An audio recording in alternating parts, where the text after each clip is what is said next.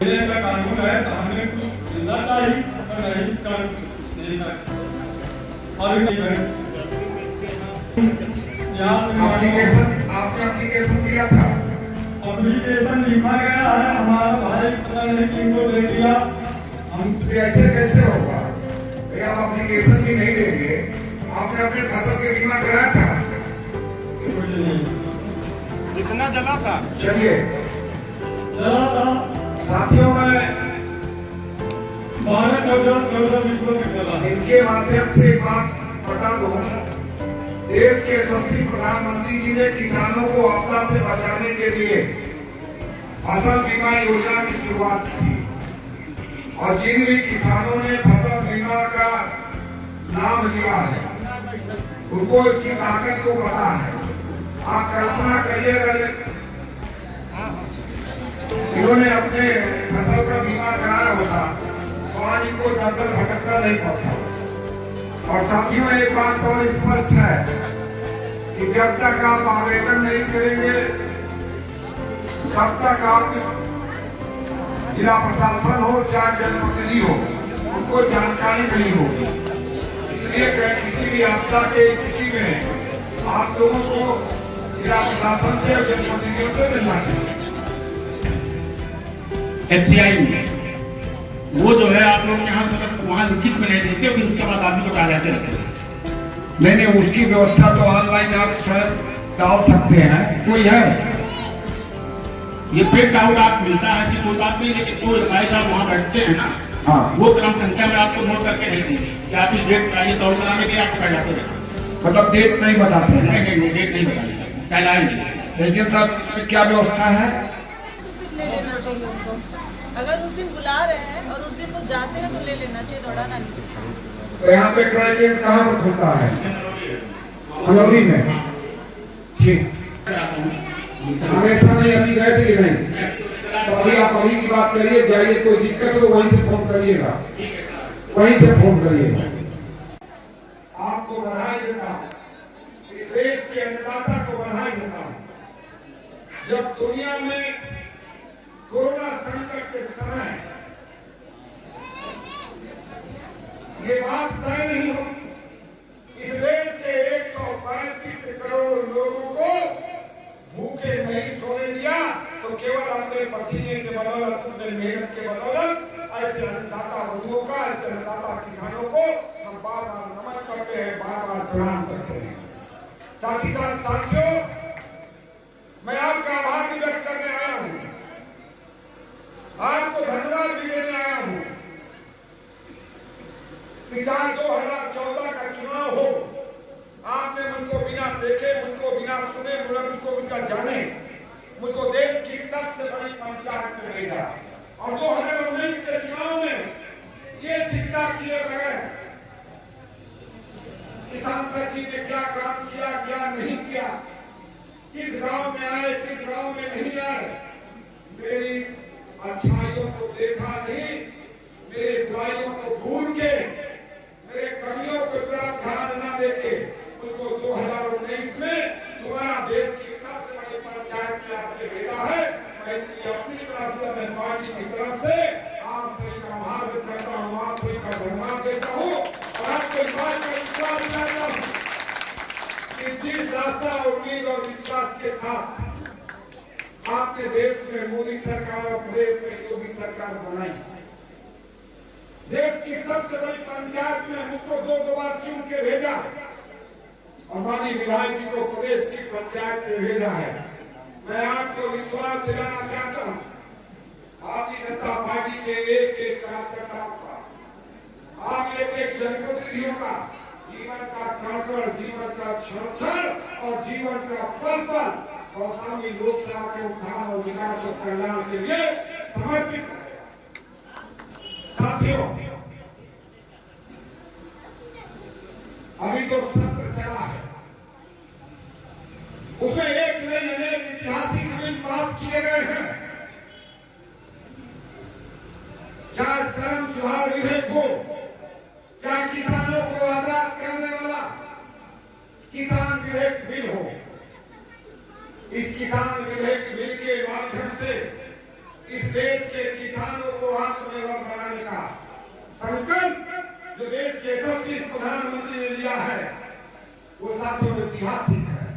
लेकिन कुछ विरोधी हैं, ये विरोधी वही हैं जिनको 2014 में प्रदेश की जनता ने नकार दिया, जिनको 17 में नकार दिया, 19 में नकार दिया। ऐसे विरोधी किसानों के बीच में घूम घूम के दुष्प्रचार कर रहे हैं कि इस कानून के बन जाने से इस देश का किसान व्यापारियों का बंधुआ हो जाएगा।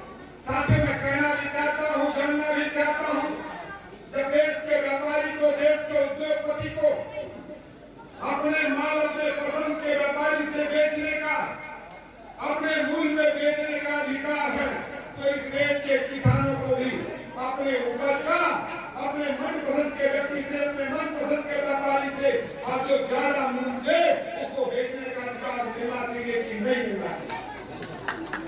लेकिन साथियों दुर्भाग्यपूर्ण है जो कानून आपके हित के लिए बनाया गया, आपके आजादी के लिए बनाया गया, विपक्ष को घूम घूम दुष्प्रचार कर रहा है। सुधीर, कानून इस देश के अन्नदाता को, इस देश के किसान को आत्मनिर्भर बनाता है, उस कानून के विषय में विपक्ष, और ये वही विपक्ष है जिसको 2014, 2017, 2019 में देश भर की जनता ने नकार दिया। उसको प्रचार करता है कि अगर किसान व्यापारियों के साथ समझौता करेगा तो व्यापारी उसका शोषण कर लेगा, व्यापारी उसकी जमीन ले लेगा। मैं यहाँ स्पष्ट करना चाहता हूँ, इस कानून में स्पष्ट प्रावधान है कि किसान अगर चाहे भी तो उस व्यापारी के हाथ अपने जमीन का सौदा नहीं कर सकता, केवल सौदा कर सकता है तो केवल केवल अपने उपज का। अगर समझौते का उल्लंघन होता है और उल्लंघन में गलती किसान की पाई भी जाती है तो किसानों के ऊपर किसी प्रकार का जुर्माना नहीं लगाया जाएगा और उनमें जो भी राशि बनेगी, जो मूलधन बनेगा, उसको किसानों को किस्तों में आराम से, आसानी से देने का कानून अधिकार देता है। और अगर समझौते का उल्लंघन व्यापारी के कारण होता है और जो नुकसान व्यापारी के कारण होता है तो व्यापारियों के ऊपर जुर्माने का भी नियम है और तत्काल एक किस्त में भुगतान करने का भी नियम है। साथियों, इतने मजबूत कानून के बावजूद जो किसान हितैषी है, किसान को मजबूत करने वाला है, किसान को आत्मनिर्भर बनाने वाला है, किसानों को एक बाजार देने वाला है, किसान को आजाद करने वाला है, किसान प्रदेश में जहाँ चाहे वहाँ बेच सकता है, जिसके माध्यम से चाहे बेच सकता है, जिसको चाहे बेच सकता है, उसके बाद ये दुष्प्रचार करते हैं कि कानून, ये कानून काला कानून। यह देश ऋषि और कृषि परंपरा का देश है। इस देश में ऋषि और कृषि को मजबूत किए बिना इस देश को मजबूत नहीं किया जा सकता। देश के यशस्वी प्रधानमंत्री इसी ऋषि और कृषि परंपरा को मजबूत कर रहे हैं। इसी ऋषि कृषि परंपरा को मानते हुए किसानों के हित में अनेक योजनाओं की शुरुआत की है। वो हमसे सवाल करते हैं कि आप किसानों की हित करते हैं। हम उनसे जानना चाहते हैं कि देश के यशस्वी प्रधानमंत्री जी ने जो स्वामीनाथन आयोग की रिपोर्ट लागू किया, आपने लागू क्यों नहीं किया? जो स्वामीनाथन आयोग किसानों को मजबूत करता है, किसानों के लागत मूल्य का 50% जोड़ के 1.5 गुना मूल्य देता है, उस स्वामीनाथन आयोग की रिपोर्ट इस देश में लगभग 20 साल तक ठंडे बस्ते में पड़ी रही और किसी ने लागू नहीं किया। मैं देश के यशस्वी प्रधानमंत्री जी को बधाई देता हूँ कि उनके नेतृत्व में इस देश के किसानों को मजबूत करने के लिए केवल स्वामीनाथन आयोग की रिपोर्ट लागू नहीं की गई, बल्कि किसानों को मजबूत करने के लिए एक नहीं अनेक कदम उठाए गए। ये लोग भ्रम फैलाते हैं कि एमएसपी समाप्त कर दी जाएगी, जो मिनिमम सपोर्ट प्राइस है वो समाप्त कर दी जाएगी। देश के यशस्वी प्रधानमंत्री जी ने पार्लियामेंट में खड़े होकर कहा, एक नहीं अनेक बार कहा, एक नहीं अनेक अवसर पे कहा कि एमएसपी जैसे पहले लागू थी, अब भी लागू रहेगी और आने वाले समय में भी लागू रहेगी। उसके बावजूद लोग भ्रम फैलाने का काम कर रहे हैं। उस प्रधानमंत्री पे आरोप लगा रहे जो लगातार किसानों को मजबूत करने के लिए, किसानों को आत्मनिर्भर बनाने के लिए काम कर रहे हैं। चाहे किसान सम्मान निधि की बात किया जाए, आपके जनपद में 1,97,000 परिवारों को किसान सम्मान निधि से सीधे लाभ दिया गया है। लगभग 52,000 लोग ऐसे हैं जो अभी आधार से नहीं जुड़ पाए हैं। आधार से जुड़ने के बाद इनको भी किसान सम्मान निधि मिलना तय है।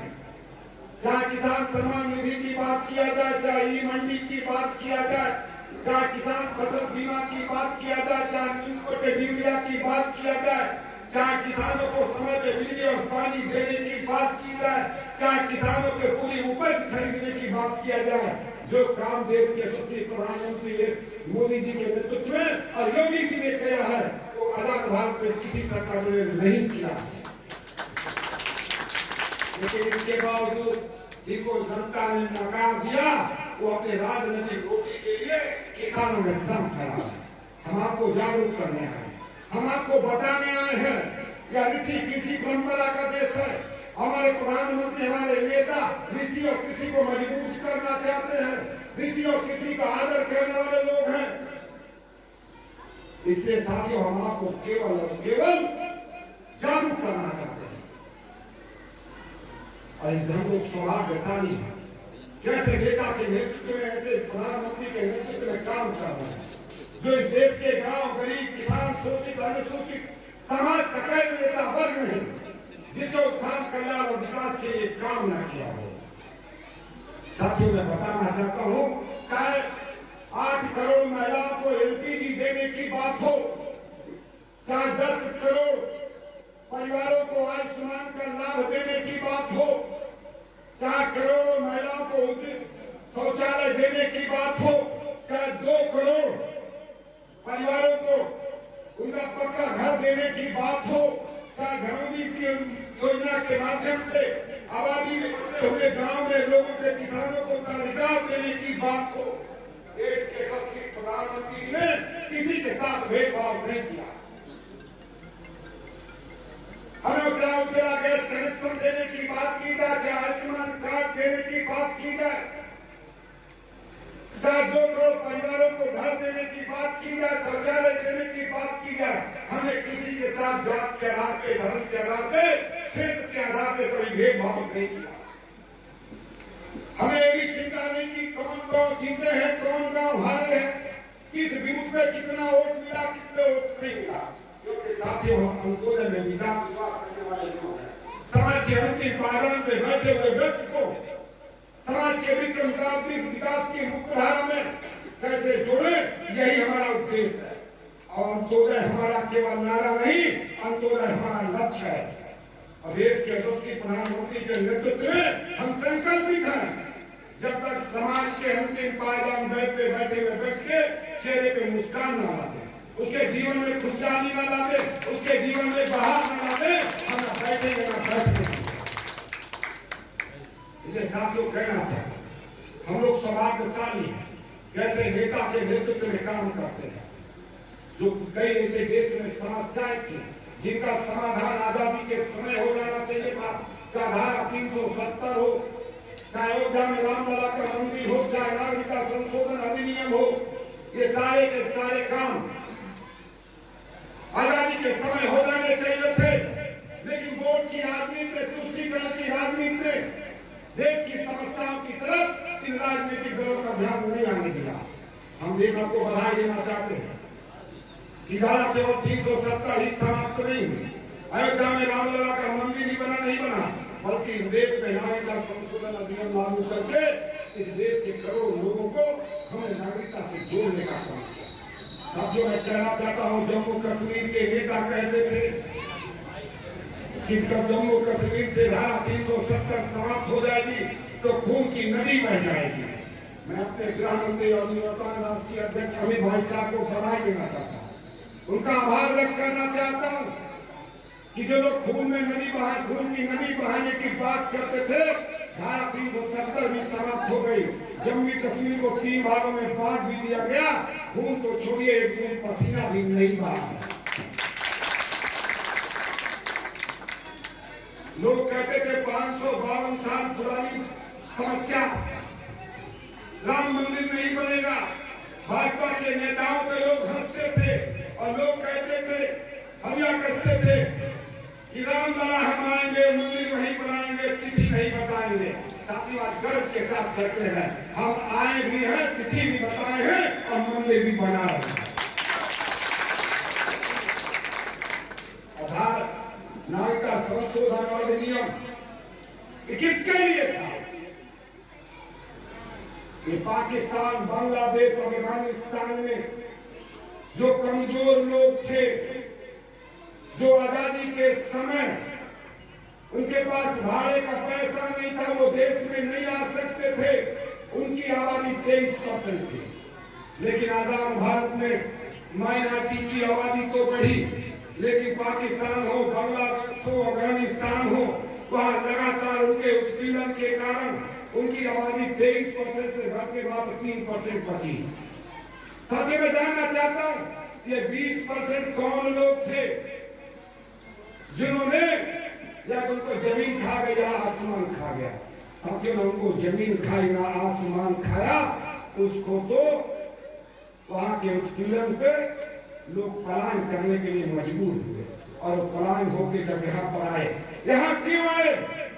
इस धरती माँ को अपनी धरती माँ मानते हैं, यहाँ की गंगा को अपनी गंगा मैया मानते हैं, यहाँ के गौ को अपनी माता मानते हैं, इस मातृभूमि से प्रेम करते हैं, इस मातृभूमि को पूजते हैं। अगर ऐसे लोगों को नागरिकता नहीं दी जाएगी तो क्या बांग्लादेशियों को दी जाएगी क्या? इसे साथियों में इतना निवेदन करते हुए कि हम सौभाग्यशाली हैं, गौरवशाली हैं, भाग्यवान हैं, यहाँ बैठा एक व्यक्ति भाग्यशाली है जिसके जीवन काल में राम मंदिर भी बना, 370 भी समाप्त हुआ और भी आने वाले समय में एक नहीं अनेक ऐतिहासिक काम इस देश के प्रधानमंत्री को करना है। साथियों इतना निवेदन करते हुए, यह सरकार गांव की सरकार है, यह सरकार गरीबों की सरकार है, यह सरकार इस देश के वंचितों की सरकार है, शोषितों की सरकार है, पीड़ितों की सरकार है। किसी ने कल्पना नहीं की थी इस समाज में सबल समाज के लोग हैं, गरीब हैं, भूमिहीन हैं, उनको 10% का आरक्षण बिना अनुसूचित और ओबीसी के आरक्षण को छेड़े बिना कम किए उनको भी आरक्षण देने का काम अगर किसी ने किया है तो देश के यशस्वी प्रधानमंत्री आदरणीय नरेंद्र भाई मोदी ने किया। साथियों, मैं अंतिम बात कह के आपका आभार व्यक्त करते हुए, आज हाथरस की घटना पूरे देश में बड़ा चर्चा में है। मैं माननीय विधायक जी आपका ध्यान दिलाना चाहूंगा कि अचानक देश में ऐसा वातावरण का निर्माण क्यों हो रहा है? जहां देखिए रेप की बात आ रही है, जहां देखिए शोषण की बात आ रही है, ये वही लोग हैं जिनको 17 में उत्तर प्रदेश की जनता ने नकार दिया। ये लोग 2022 का एजेंडा सेट करना चाहते हैं, क्योंकि विकास के नाम पे हमसे चुनाव लड़ नहीं सकते, कानून व्यवस्था के नाम पे हमसे चुनाव लड़ नहीं सकते, रोजगार के मुद्दे पे हमसे चुनाव लड़ नहीं सकते, बिजली के मुद्दे पे हमसे चुनाव लड़ नहीं सकते। तो देश को गुमराह करने के लिए कभी कहते हैं कि किसान का शोषण हो रहा है, कभी कहते हैं बच्चियों का बलात्कार हो रहा है। साथ बचाना चाहता है, हाथरस की बेटी बेटी है, राजस्थान की बेटी बेटी नहीं है क्या? हाथरस की घटना की हम निंदा करते हैं, हम हाथरस की घटना को दुर्भाग्यपूर्ण नहीं बल्कि दोषपूर्ण मानते हैं। और मैंने स्वयं एक सांसद के नाते ट्वीट करके कहा था कि हाथरस की घटना हमको शर्मसार करती है। लेकिन साथियों, मैं उनसे भी जानना चाहता हूं जो केवल हाथरस की बात करते हैं, राजस्थान की बात क्यों नहीं करते? इस देश की बेटी बेटी है, चाहे कश्मीर की हो, चाहे कन्याकुमारी की हो, चाहे राजस्थान की हो, चाहे हाथरस की हो, चाहे बलिया की हो, चाहे गोरखपुर की हो, बेटी बेटी है। बेटियों के मान सम्मान पे राजनीति करना बंद करो, बेटियों के मान सम्मान पे अपनी तुष्टीकरण की राजनीति, गंदी राजनीति करना बंद करो, बेटियों के साथ न्याय करो। हम उस नेता के नेतृत्व में काम करते हैं लेकिन जिसने संकल्प लिया है कि इस देश की बेटी को बचाना भी है, इस देश के बेटी को पढ़ाना भी है और इस देश के बेटी को आगे बढ़ाना भी है। इसलिए साथियों, विपक्ष के लोगों से मैं कहना चाहता हूं कि बेटियों के मान सम्मान की राजनीति करना बंद करो। राजनीति करना है तो विकास के मुद्दे पे करो, किसान के मुद्दे पे करो, गरीब के मुद्दे पे करो। लेकिन आप वो कर नहीं सकते क्योंकि आप में वो दम नहीं, आपकी वो नियति नहीं, आपकी वो नीति नहीं। आप तो केवल समाज को बांट के राजनीति करना चाहते हो और वो समाज भली भांति समझ चुका है। अब जात में बांट के, धर्म के बांट के आप इस देश को बहुत लंबे समय तक नहीं चला सकते। इस देश का चाहे अन्नदाता हो, चाहे इस देश की महिला हो, चाहे इस देश का युवा हो, चाहे इस देश का मजदूर हो, वो भली बात जान चुका है कि अब लंबे समय तक हमको वोट के रूप में उपयोग नहीं कर सकते। इसलिए साथियों, मैं आप सबसे निवेदन करते हुए, आप सबसे प्रार्थना करते हुए, आपसे आग्रह करने आए हैं कि आपको किसी के घर में पढ़ने की जरूरत नहीं है। मैंने आपको एक पुस्तिका दी है। पुस्तिका कौन कौन पैर उठाए हैं? पुस्तिका दिखाइए। पुस्तिका, ये पुस्तिका को पढ़ लीजिएगा। इसमें एक एक लाइन विधेयक की लाइन लिखी है और जब विपक्ष के लोग आए तो उनसे सवाल करिए कि इस प्रदेश में, इस देश में 1 लाख करोड़ रुपया किसानों को सीधे सम्मान निधि में देने का काम किसी ने किया तो देश के प्रधानमंत्री ने किया। इस देश के 85,000 किसानों का 36,000 करोड़ रुपया पहले कैबिनेट में माफ करने का कोई काम किया तो योगी सरकार ने किया। इसलिए साथियों, आपको किसी के भ्रम में आने की जरूरत नहीं है। जो सच है और आप सब जानते हैं। अन्य विधायक जी जैसे कह रहे थे कि पहले जनप्रतिनिधियों को लाल करने के ढूंढना होता था कि कहीं मिल जाए, लोग माला पहना दे, मिठाई खिला दे। वो इतने दुर्भाग्यशाली थे कि आपका मिठाई और माला भी उनको स्वीकार नहीं था।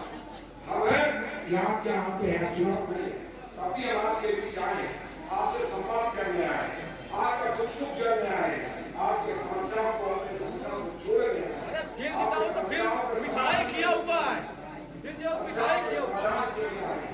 ऐसे सरकार को बार-बार बधाई देते हुए आप सभी का आभार व्यक्त करते हुए